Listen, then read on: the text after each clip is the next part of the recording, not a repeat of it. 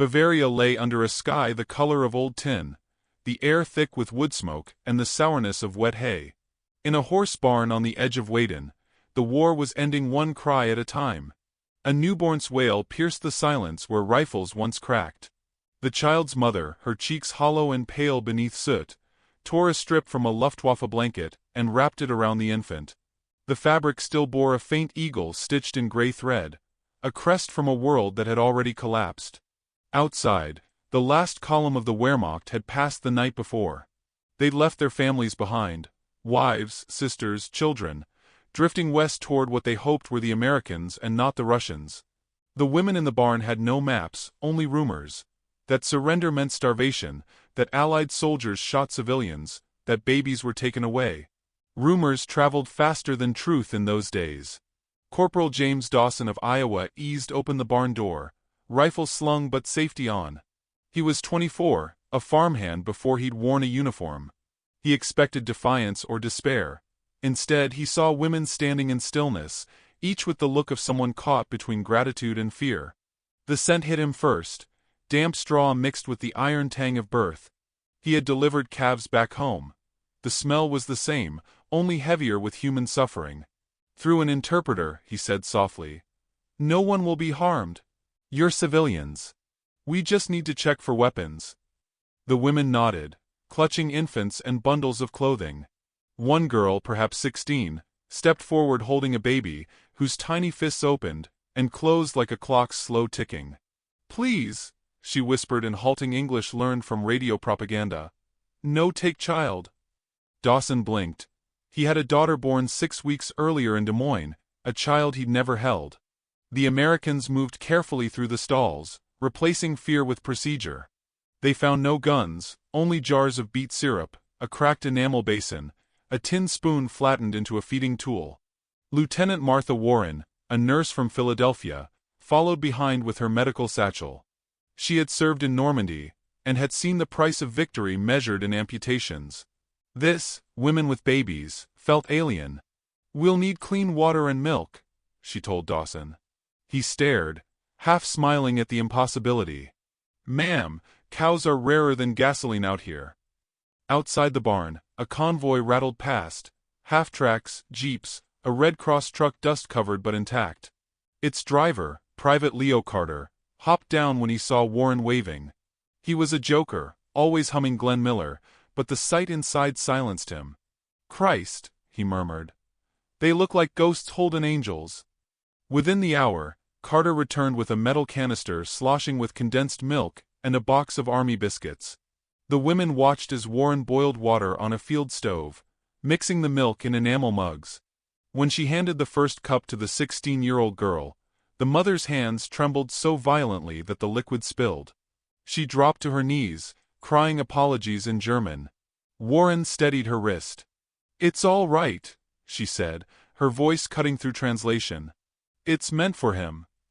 She gestured to the baby, who had stopped crying at the unfamiliar warmth rising from the cup. One by one, the women lined up, some skeptical, others desperate. The barn filled with the hiss of boiling water and the faint sweetness of milk, an aroma foreign to a land that had forgotten such luxury. Outside, Dawson lit a cigarette, watching steam rise from the troughs. "Back home," he said to Carter, "we'd feed calves just like that. Guess wars end the same way they start. Someone's gotta eat." Carter grinned without humor. "Only difference is, these calves talk." By nightfall, a small fire burned in a barrel near the barn door. The mothers huddled close, murmuring prayers half-remembered from childhood. Warren noted their names in a ledger: Anna, Greta, Ilsa, recording ages, ailments and the number of infants. Some were malnourished, 2 had fevers. She administered sulfa powder sparingly, aware her supply was low. A blonde toddler tugged at her sleeve, offering a crust of stale bread as thanks. "Keep it," Warren whispered, throat tight. "You'll need it more." Outside the perimeter, distant artillery still echoed from the east. The soldiers knew that the Russians were closing on Berlin. The Germans knew it meant everything behind them was gone. Yet in that barn, under flickering lamplight, a fragile truce held. One measured not by treaties, but by spoons dipped in milk. At midnight, Dawson patrolled the edge of the field. He heard laughter, thin, nervous, human. Inside, Carter was showing a picture of his fiancée to the teenage nurse they had found among the women. She stared at it as if studying another species. "She smiles," the girl said through the interpreter. "In Germany, no one smiles now." Carter shrugged. "Maybe that's what peace looks like." The line hung in the air like a prayer. Later, Warren wrote in her logbook, "German mothers. Exhausted. Accepting aid." Initial fear replaced by disbelief. She paused, tapping the pencil's end against the paper. "Children appear comforted by milk. Adults less so." Her entry would join thousands archived by the U.S. Army Medical Corps, records rarely read, overshadowed by victories and treaties, yet they carried a quieter triumph. Near dawn, the youngest mother woke from a restless doze. Her baby coughed weakly, and she pressed the warm cloth from the kettle against his chest. She looked toward Dawson, who was dozing on his helmet, and whispered, "Danke." He opened his eyes, unsure if he'd imagined it. The word meant thank you, but it also sounded, in that gray morning, like surrender. As light crept through the slats, the barn revealed its new order. Cradles fashioned from ration crates, steam curling from mugs, a Red Cross flag pinned crookedly to the beam. Outside, a rooster crowed, a rare sound after months of silence. Warren smiled faintly. "Life," she murmured, "has terrible timing." In the village beyond, church bells rang for the first time in months, announcing neither victory nor defeat, just survival. The women stirred, the children whimpered awake, and for a fleeting moment, it seemed possible that mercy might outlive war. Dawson stretched, joints aching, and looked over the field where frost glittered like powdered glass. "You think they'll hate us less now?" he asked. Warren zipped her satchel. "Maybe," she said, "but they'll never forget who brought the milk." The barn door creaked open to morning light, revealing a convoy arriving with crates stamped U.S. Army Medical Depot, Regensburg. Carter whistled. "Looks like more of the good stuff." The mothers shielded their eyes, children clinging to their skirts, uncertain if this meant relocation or rescue. Dawson raised a hand for calm. From one truck, a captain stepped down holding a clipboard. His voice carried across the yard.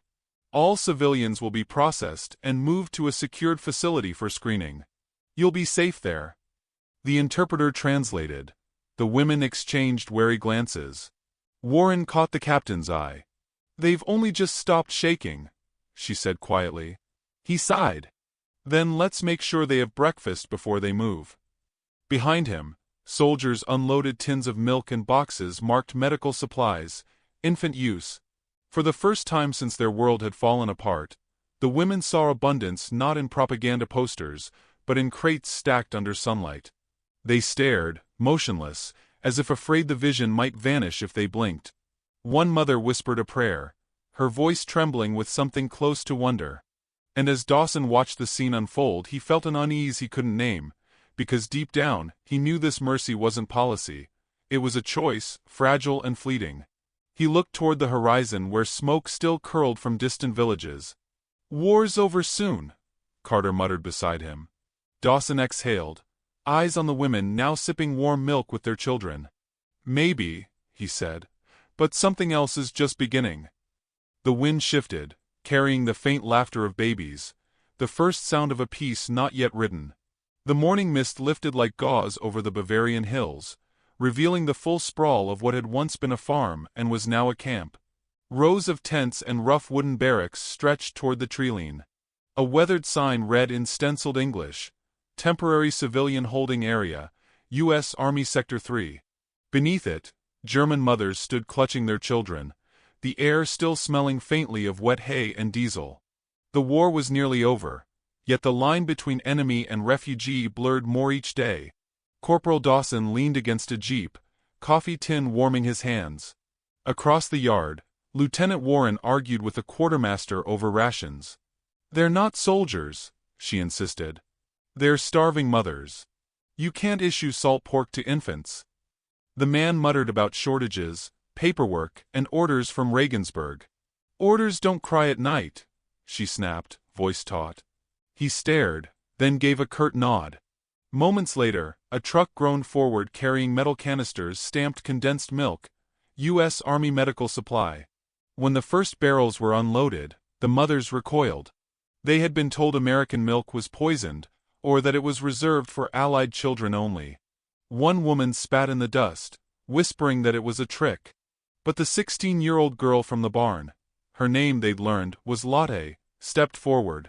Her infant whimpered in her arms, cheeks sunken and eyes glassy. She dipped a ladle into the tin cup and tasted. For a moment, nothing happened. Then her eyes widened with disbelief. "It is sweet," she murmured in German. The other women stared as she brought the cup to her baby's lips.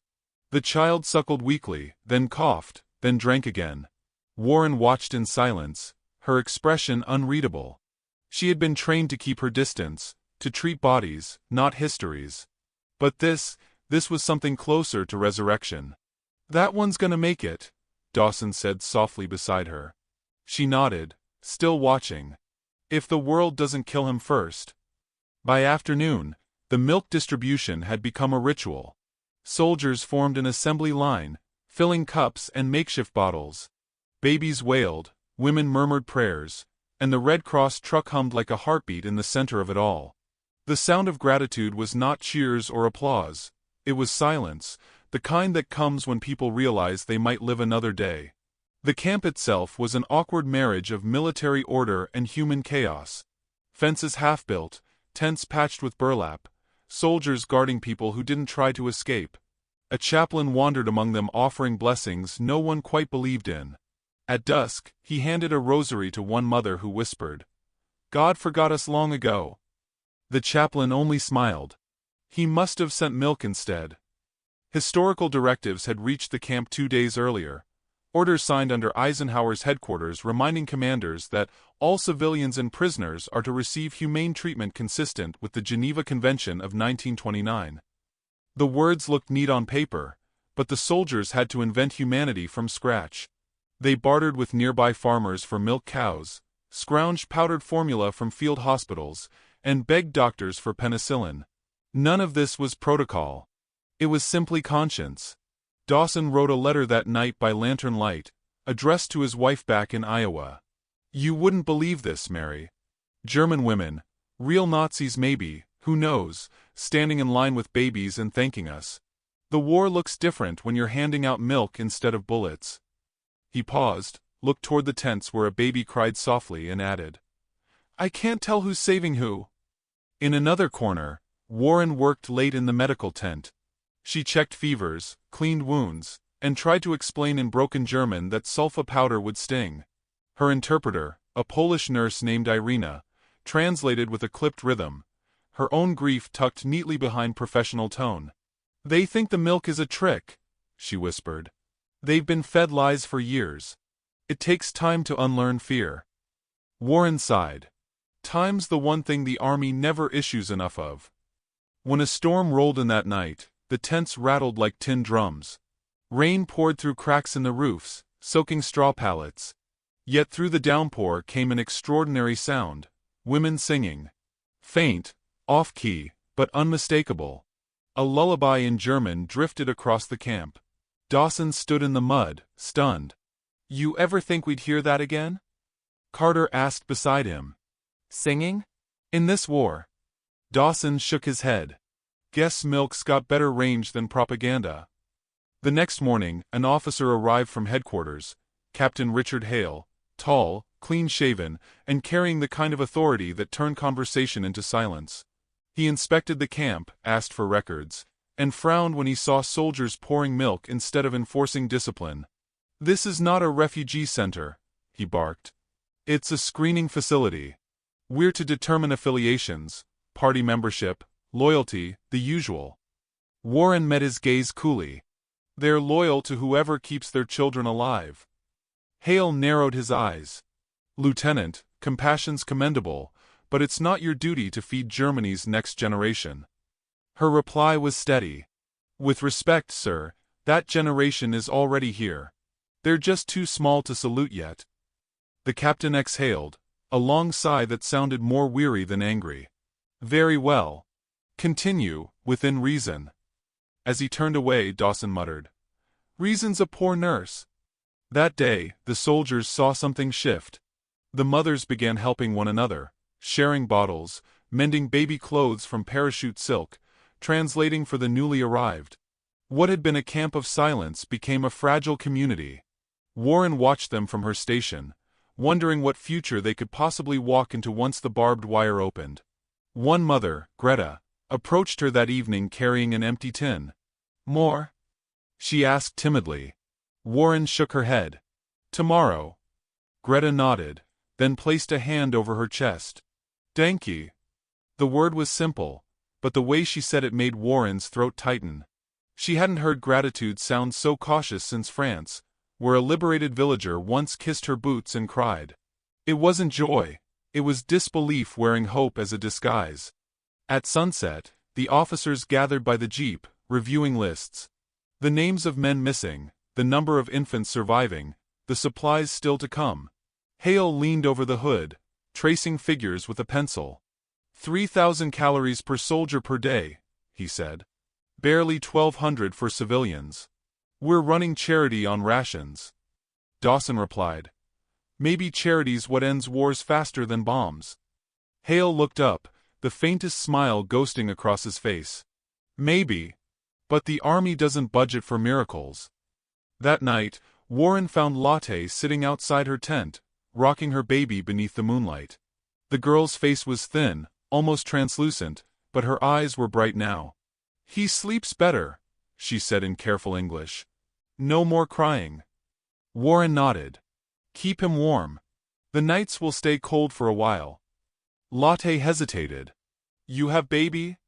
The question caught her off guard. Not yet, Warren said. The war took that time from me. Lotte lowered her gaze. Now it gives you back. Warren turned away before the emotion could surface. Beyond the wire fence, a column of smoke still rose from a distant village, the world not yet finished burning. She thought of the captain's warning of rations and rules, and felt a strange defiance bloom in her chest. The milk wasn't just nourishment anymore. It was rebellion against everything the war had taught them to hate. As dawn broke, the trucks lined up again, engines coughing awake. More civilians were arriving from the east, thin, pale shapes against the rising sun. Dawson squinted at the horizon. Looks like we're about to run out of milk. Warren stepped beside him, eyes steady. Then we teach them how to make more. But as the convoy approached, a runner came from headquarters, breathless and pale. He handed Hale a message stamped urgent, from Regensburg Command. The captain read it once, jaw tightening. New orders, he said quietly. All non-combatants to be relocated east within 48 hours. Warren froze. East? Into whose hands? Hale's eyes met hers. Not ours. The camp fell silent except for the faint crying of a baby, its echo mingling with the rumble of engines and the distant thunder rolling from the east. A storm not of weather, but of history returning for those who thought they had finally been spared. Rain returned to Bavaria, as if the sky itself couldn't decide whether the war had ended or not. The camp fences sagged under the weight of it, and the mud turned every step into a slow surrender. Word of the new orders spread faster than the trucks that would carry them east. Relocation, they called it, though no one knew where. For the women, that single word reopened every wound the milk had started to heal. Mothers whispered of Soviet camps, of disappearances, of vengeance dressed as justice. Fear was a language they understood better than any translation. Lieutenant Warren stood under the awning of the medical tent, rain dripping from her cap brim. She read the typed order again and again, as though the letters might rearrange into something merciful.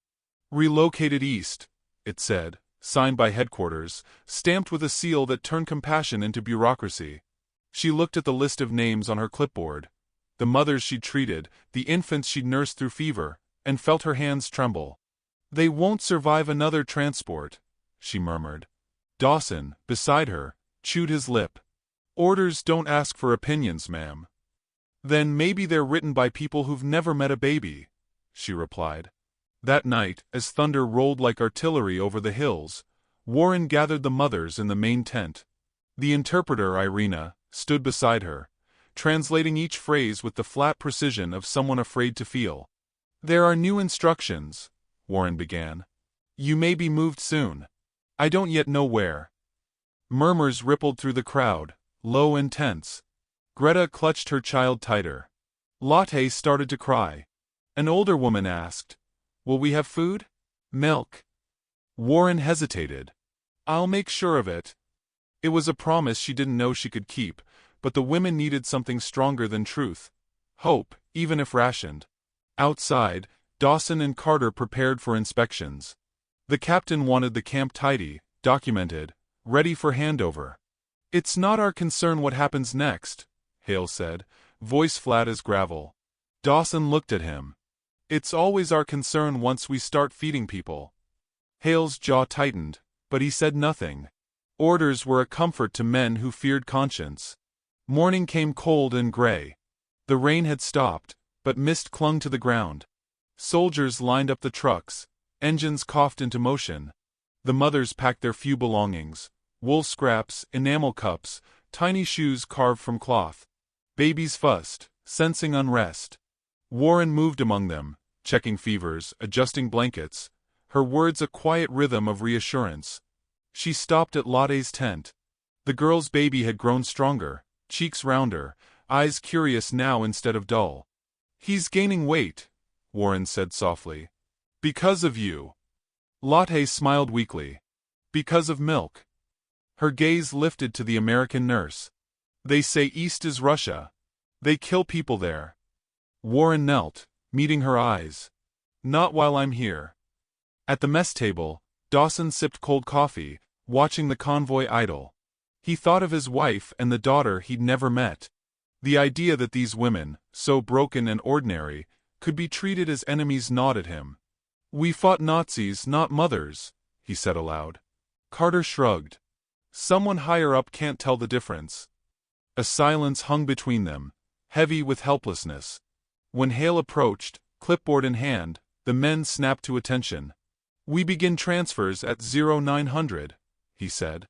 "Medical personnel will accompany only the first transport. The rest will follow under local supervision." Warren stepped forward. "That's impossible. Half of them have sick children. They need antibiotics, not another train." Hale's expression softened, but his tone remained cold. "Lieutenant, we don't have trains for mercy." She drew a sharp breath. "Then I'll find another way." He paused, studying her, perhaps recognizing in her defiance a mirror of his own humanity long buried. "Do what you must," he said quietly, "but don't make it official." By afternoon, the first trucks began to move. The rumble shook the ground, sending a wave of panic through the camp. Some women tried to run, others dropped to their knees pleading. Warren moved quickly, grabbing Hale's sleeve. "We can't load them like cattle." Hale barked to the driver. "Stop the damn engine." The truck coughed, then fell silent. A baby's cry echoed in the stillness. Dawson stepped forward, voice steady but firm. "Sir, if we send them east, most won't survive. You know that." Hale's eyes darted to the faces before him. Thin, pale, human. "Then what do you suggest?" he asked. Dawson looked to Warren, who already had a plan forming like lightning. That night, she called Dawson, Carter, and Irina into the supply tent. "We have food enough for 3 days, medicine for a week, and 2 trucks with fuel," she said. "There's an UNRRA processing center west of Munich. They're taking civilians." Irina frowned. "That's 200 kilometers. "Then we drive through the night," Warren said. Carter stared at her. "You're talking about disobeying direct orders." She met his gaze. "I'm talking about obeying something older than them."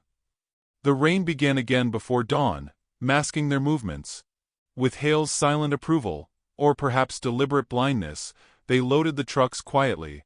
Babies bundled in blankets, women crouched low, hearts pounding. Dawson drove the first truck, knuckles white on the wheel. Warren sat beside him, maps spread across her lap. "If we're caught?" he asked. "Then I'll tell them it was a medical evacuation," she said. "Which, technically it is." They left before sunrise, engines muffled by mist. Behind them, the camp faded into shadow, its fences glistening like wet scars. The road wound through ruined villages where houses stood roofless and chimneys leaned like gravestones. Occasionally they passed other convoys, displaced families, soldiers, the endless tide of aftermath. Every checkpoint was a gamble, every soldier a question mark. But luck, or something like grace, stayed with them. Midway through the journey, one of the babies began to cough violently. They stopped under a grove of birch trees, and Warren leapt from the cab, her hands already working. "Pneumonia," she muttered. Irina helped, wrapping the child in a coat while Warren crushed sulfa tablets into powder and mixed them with the last of the milk. The mother wept silently, holding the spoon as if it were a relic. "Drink, little one," Warren whispered. "The world owes you this much." After a tense minute, the child's breathing steadied. Carter exhaled. "You're either the bravest nurse in Europe," he said, "or the craziest." Warren smiled faintly. "Maybe both." They resumed driving as daylight broke, the rain thinning to drizzle. The mothers dozed against each other, exhaustion and trust blending into one. Dawson caught his reflection in the rearview mirror. The face of a soldier turned smuggler, or maybe something holier. "We'll make it," he said quietly. Warren didn't answer. She was watching the horizon, where the clouds were finally beginning to break. Hours later, the convoy crested a hill. Below them sprawled a valley dotted with tents, bearing the white insignia of the UNRRA. Refugees moved like ants across the field, smoke rising from cookfires. Warren's throat tightened. "We did it," she whispered. Dawson grinned. "Now let's hope they don't arrest us for it." As they rolled down the slope, the sound of a bell carried through the air. The first bell of peace they'd heard, not rung by a church, but by a relief camp calling people to food. Yet even as they drew closer, a soldier waved frantically from the entrance. His shout cut through the hum of engines. "Stop! Epidemic quarantine. No entry." Dawson braked hard, mud splattering across the windshield. Warren's heart lurched. "What epidemic?" The guard's answer came like a blow. "Typhus. The camp sealed. No one goes in." Warren looked back at the faces in the truck. Mothers clutching children, trusting her completely. Behind them, the East still waited. Ahead, a wall of quarantine. The milk cans rattled softly with the motion, the sound too gentle for such a cruel choice. Dawson whispered, "What now, Lieutenant?" Warren's eyes lifted to the gray horizon. "Now," she said, voice steady, "we find a third way." For a long moment, no one in the truck spoke. The word typhus hung in the air like the aftertaste of gunpowder. Warren stared at the soldier blocking their path, his mask damp with sweat, his rifle held not in threat but in fear. Behind him, the valley shimmered in morning light, the UNRRA tents gleaming white and useless. She could see nurses moving hurriedly, bodies on stretchers, smoke from the disinfectant fires curling upward like incense.